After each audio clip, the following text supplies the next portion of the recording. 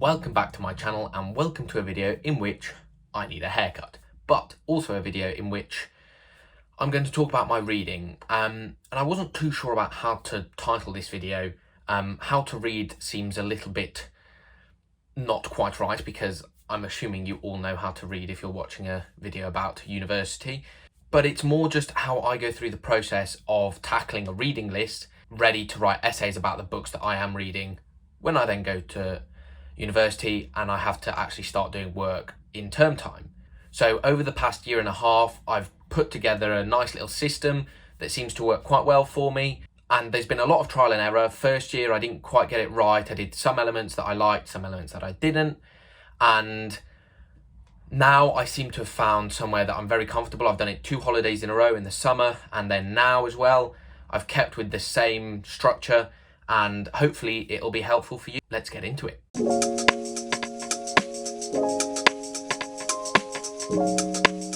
Okay, so whenever I see my reading list of books that I need to read for the next term, there's always a moment of panic. There always is for everyone. It's never fun to see the stack of books that you're going to need to read. So the first thing I do is try and purchase physical copies. I much prefer reading physical copies, and I really like having my own ones. I'm quite lucky on the French side that most of the texts I have to read come in this livre de poche. What's it called? Lettres Gothiques edition for the medieval stuff. They tend to be really cheap. You can mainly get them secondhand as well, which is great. For Spanish, it's a little bit harder. There are some Castalla editions that are just impossible to find. These ones, this is the first one I've found, and I've been prescribed about 3. If I can't find them at a reasonable price, I do just go to the library and do my best with them. Sometimes we get given scans as well, but I much prefer physical copies. So that's the first thing I do. The second thing I do is, once I have actually got them, I can do this before as well, I essentially go onto Wikipedia, look up the title, and hopefully find an article about the author or about the text itself, either in Spanish or in English, or French and English. I tend to read both the English and the French or the Spanish because it gives me a more clear overview.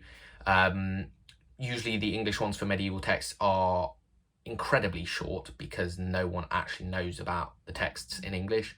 So I then have to go over to the language. With this background knowledge, I sometimes compile a Word document with information, but seeing as I end up just linking the Wikipedia article in there, I've sort of stopped doing that now. And then the next thing I do to get some more background info, and it's probably the most painful part of the process of reading a book, is to go through the introduction.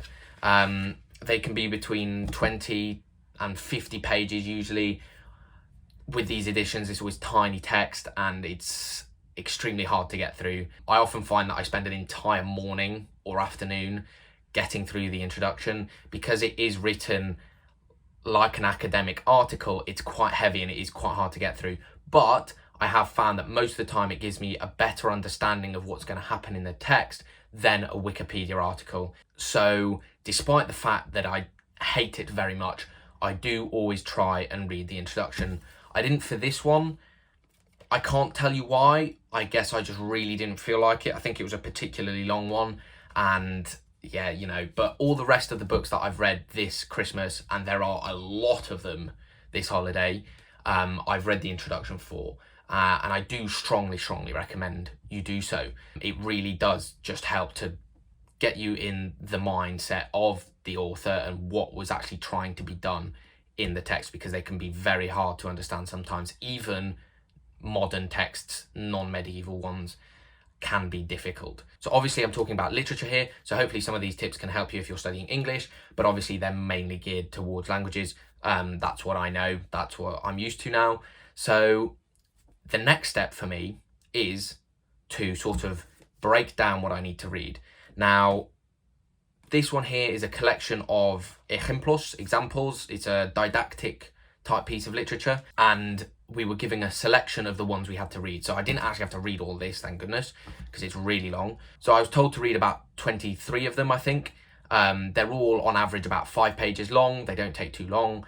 But seeing as I'm getting towards the end of the holiday now and I have a bit more time, I decided I'd split it up into 2 days. So on the first day, I decided I'd do 13 examples, and then on the last day, I'd do 10, just to jazz it up a bit. And then what I essentially do is I then split the number of examples I want to do, or let's say I have a number of ballads that I need to read. I have 10 ballads I need to read. I split them up into 2 lots of 5 across 2 days. I then take the number of ballads or examples, in this case 13 on the first day. I said, okay, I'll do 5 in the morning, I'll do 5 in the afternoon, and then 3 in the evening. And by breaking up these sections, it makes it a lot more manageable. So I know that I need to read about 25 pages in the morning. I might do 10 before breakfast and then 15 after breakfast. I try and get it out the way nice and quickly. I turn off all distractions, computers, phones, everything off, just to get it out. And then once I've done that, I have a nice break, whether that means doing some work or whether that's just watching YouTube videos or reading another book. I just do something that completely takes my mind off the book that I have to read, the text. And then I'll go back to it mid-afternoon, tackle it again, same break afterwards, whether that's with dinner, and then in the evening, I'll take on the last bit.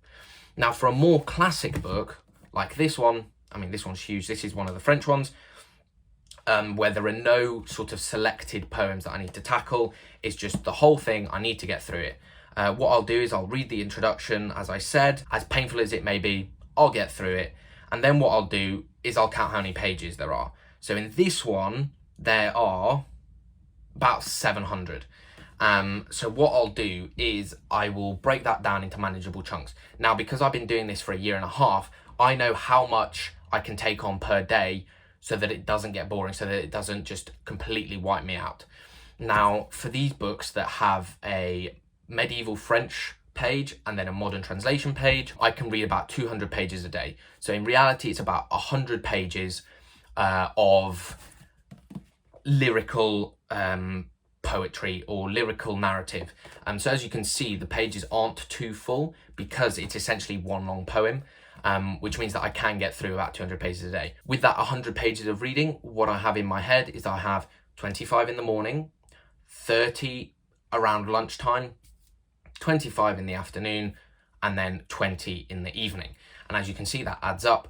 By splitting it up into manageable chunks again, I can get through it quite happily. Again, the same thing applies, all distractions off, get through it, then you can have a nice break. Whether it takes me an hour to do the 25 pages or 2 hours, I just get it done. So that is how I actually go about reading a massive stack of books. So this one took me, if it's got 700 pages, this one only took me 3 days because I did 2 days of 250 pages and then 1 day of 200. I just wanted to get through it quickly, but usually something like this will take me 4 days. Something a bit shorter might be 2, something even shorter I can sometimes get through in 1 day, which is fabulous because it makes me feel like I am ploughing through. Lots of you have asked me whether I take notes during reading, whether I look up every bit of vocab that I don't understand. My answer to those is no, I don't look up every bit of vocab that I don't understand. I haven't got the time. I barely understand the texts as it is, so not understanding a singular word every now and then is not much of a problem. I know it can be really frustrating to not fully understand what's happening in the text, but I find with these especially, it's much easier to just get through it, understand the vague gist, and then once you actually start to study it, read some secondary material, you really understand the messages behind the text. Now, those of you who have watched my bad essay review from the start of last term, you'll know that sometimes it doesn't work. Sometimes, even if you read the secondary reading, even if you understand the gist of the text, you don't properly understand the message behind it. But as a rule of thumb, I don't look up the vocab because I just don't have the time.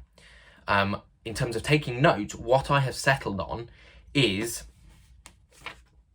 printing off, well, not actually printing off, just using scrap paper from the back of the printer at home, cutting them out into, well, ripping them up into quarters and putting them in the book.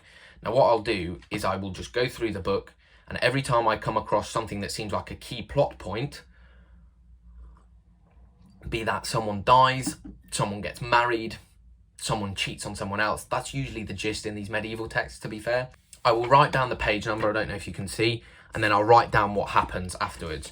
Now, I find this really helpful because when I'm studying the text to then write an essay about it, I'll sort of remember a moment in my head and I'll go and look for a quote. And if I don't have one of these, it'll take me literally hours sometimes to find the moment in the book that I was looking for. But with these, it's like my own little content. I can go to the page, find it, find the quote I need, boom, carry on with the essay. I find that this is a really nice way to take notes. I don't like the sticky things out the top. This is one from last term. I used to do it like this, but I feel like sometimes you just need more detail than these have space for, and they're expensive. And if you can use scrap paper, then why not? I also found myself not using as many of them as I would have if I just used this piece of paper. So for this one, it just means I'm more free to write what I actually want, I think. So that's how I do it. I'm sure there are many other ways to tackle a reading list, get through it, take notes on it, understand it all. But this is my system. It works for me. It may work for you. It might not work for you. But as usual with these things, I recommend going to watch other videos that people have made, because there are lots of different tactics and they might work differently for different people. I hope you liked this video. If you did, do give it a thumbs up. I hope it wasn't too hectic. If you have any questions about the load of information that I've just dumped on you, please let me know in the comment section. I do get back to you if you have any questions. I try and respond to everyone. And subscribe if you haven't already, because I'm back in Oxford. Technically not yet, but when this video comes out, I will be. So there'll be lots of more exciting things to come up. I'm going to try and interview my flatmates so you can learn a bit about the degrees they do, so you get a bit of a different perspective of Oxford from a languages student. So thank you very much again. Stay tuned.